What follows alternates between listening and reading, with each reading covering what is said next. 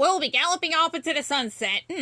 Let's see, with our horses and Mulan, Khan to the rescue. Mulan sighed loudly as she dipped her brush into the pot of ink and gently touched it to the scroll in front of her. She hated practicing calligraphy. It was so boring. Outside, she heard a horse neigh in the distance.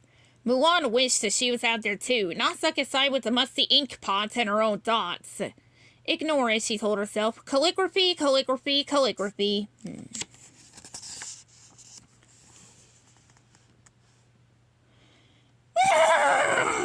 Mulan jumped a mile.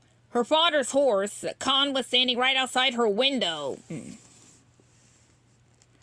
Mulan hurried outside. Right away, she noticed something alarming. That's Grandma's hat, Mulan said to Khan. And that's Grandma's basket. And now, come to think of it, let's see, Grandma was going to take you down to the orchard today, and here you are. But where was Grandma? And Khan pawed the ground impatiently.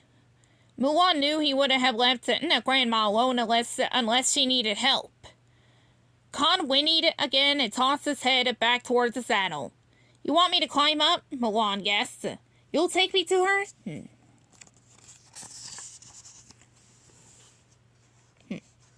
I want to, Mulan told Khan.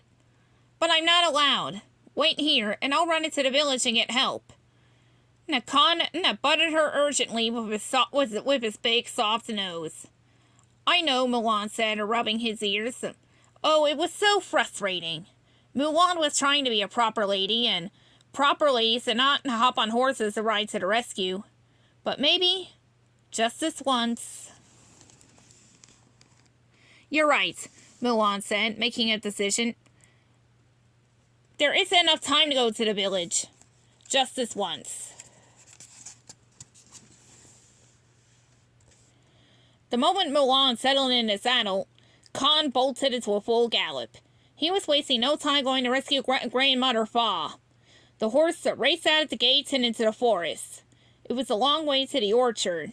Mulan still didn't know what had happened, but she had hoped her grandmother knew that help was coming.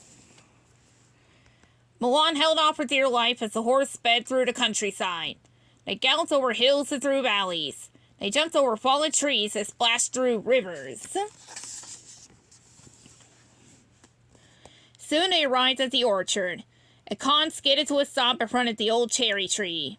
Mulan slid down from the saddle. Grandma, she called. She looked all around, but she couldn't see her grandmother. Grandma! Up here! Mulan looked up into the branches of the old cherry tree. The ladder fell, Grandma said, and I could have climbed down. I'm so happy to see you, Mulan. I'll get you down right away, Mulan promised. But when she picked up the ladder, it fell apart in her hands. Oh no, Mulan said. The ladder is broken. Grandma looked worried. Maybe you should go get help from the village, she said. It would take forever, Mulan replied. Don't worry, Grandma, I got this.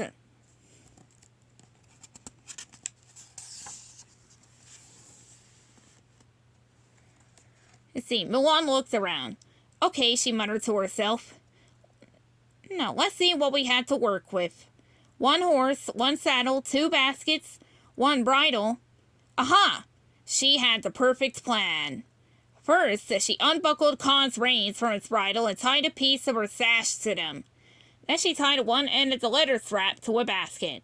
Mulan tossed the strap up to her grandmother. Sling it over the branch, she instructed. Then she tied the other end of the makeshift rope to Khan's saddle. Mulan held Khan's bridle and backed it slowly away from the tree. The strap tightened and the basket rose into the air until it was right next to Grandma. Step into your chariot, Grandma, Mulan said with a grin. No, what's her... No, we see. Let me look for it.